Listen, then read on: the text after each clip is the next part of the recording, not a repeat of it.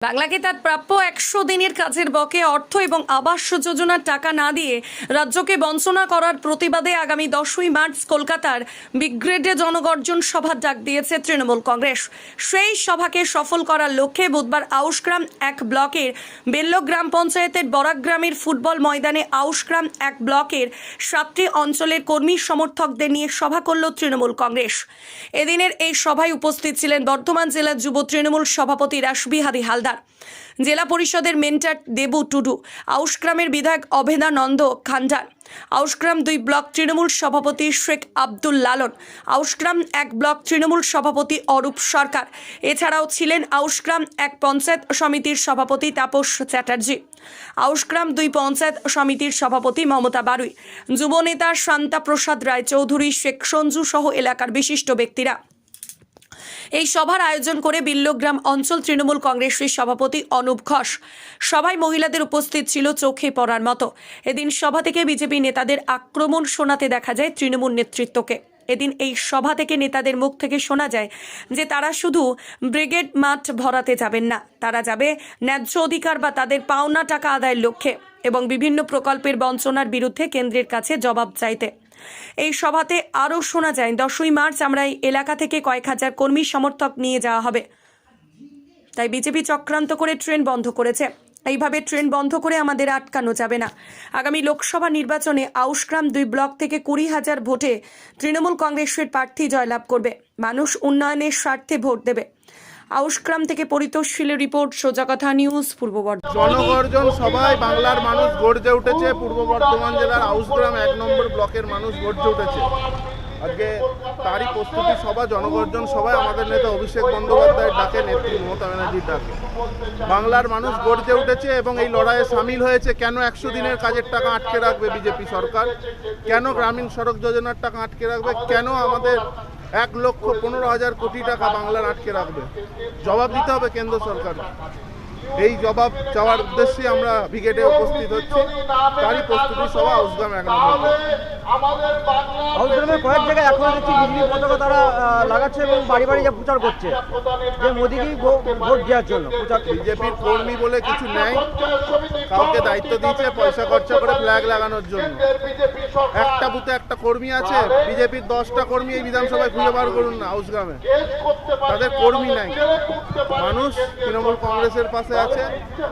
আপনারা এত লোক দেখতে পাচ্ছেন। আমাদের বিধায়ক অভেদানন্দ খান্ডারের নেতৃত্বে এখানে সবাই লড়াই করছে। তৃণমূল কংগ্রেস ঐক্যবদ্ধ হবে। তিনি যেভাবে মানুষের পাশে থাকেন, একদম তার পাশে সমস্ত মানুষ আছে। আমাদের নেত্রী মমতা ব্যানার্জির পাশে আছে। আগামী দিন তো লোকসভা ভোট, কি বার্তা দিচ্ছেন জনগণকে? জনগণকে বার্তা দেবো যে এই বিজেপি সরকারকে উৎখাত করতে হবে। এই সুযোগ পেয়েছেন, এই সুযোগকে কাজে লাগান।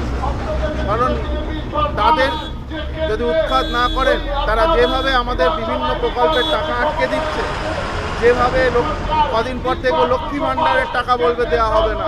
বিজেপি সরকার যা ঈর্ষান্বিত, বাংলার মানুষ এত উপকার পাচ্ছে, লক্ষ্মী ভাণ্ডার দিদি বলেছে ডবল করে দেওয়া হবে। আজকে যেমন গ্রামীণ সড়ক যোজনার টাকা আটকাচ্ছে, আজকে ১০০ দিনের কাজের টাকা আটকাচ্ছে। রাজ্য সরকার লক্ষ্মী ভাণ্ডার দিচ্ছে, ১০০ দিনের কাজের টাকাও দিয়েছে, কিন্তু কি করে উন্নয়নকে স্তব্ধ করবে সেই লক্ষ্যে বিজেপি এগোচ্ছে। দিদি সবসময় মানুষের পাশে আছে, যে কোনো উপায়ে মানুষকে সাহায্য করবে। বয়স্ক ভাতা পাচ্ছে, বিধবা ভাতা, লক্ষ্মীর ভাণ্ডার, সমস্ত প্রকল্প পাচ্ছে। এই সরকারকে উৎখাত না করলে মানুষের উন্নয়নকে স্তব্ধ করবে। এদেরকে এর বিরুদ্ধে করতে হবে। দফায় দফাতে পশ্চিমবাংলায় মোদী সরকার, সেন্ট্রালের মোদী সরকারকে দেখা যাচ্ছে, কি বলবেন?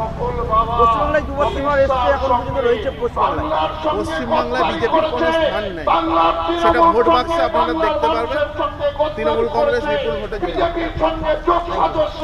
আজ মূলত আমাদের যে ১০ই মার্চের জনগর্জনের সভা, সেই গর্জনের প্রস্তুতি সভা আছে আমাদের আউশগ্রাম বিধানসভার আউশগ্রাম 1 ব্লকের বিল্লগ্রাম পঞ্চায়েতের একটা হাজারে হাজারে কাতারে কাতারে মানুষ এসে হাজির হয়েছেন। যেমন দেখুন, মামাটি মানুষের সরকারের একটাই লক্ষ্য, রাজ্য এসটি সভাপতি এখানে এসে যেমন হাজির হয়েছেন, আমাদের রাজবাড়ী হালদার যুব নেতাও হাজির হচ্ছেন, আমার বিধায়ক সাহেব আছেন।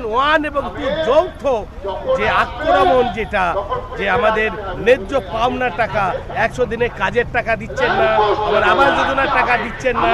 আর দিদির ভাবনাটা কি, যুবরাজের ভাবনা কি, যে আমাদের বাংলার মাটি শক্ত ঘাঁটি, তিনারা এখানে ওই যে বিধানসভা রেজাল্ট করতে পারেনি, তাই আবার লোকসভাতে আবার আগের মতো ছুটে আসছে।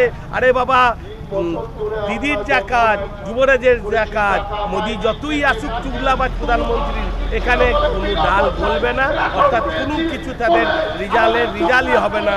আমাদের 42 আমরা পাবোই পাবো। এখন আমাদের প্রতিযোগিতা চলছে, কোন ব্লক কত বেশি লিড দিবে, কোন অঞ্চল কত বেশি লিড দিবে, কোন বুথ কত বেশি লিড দিবে।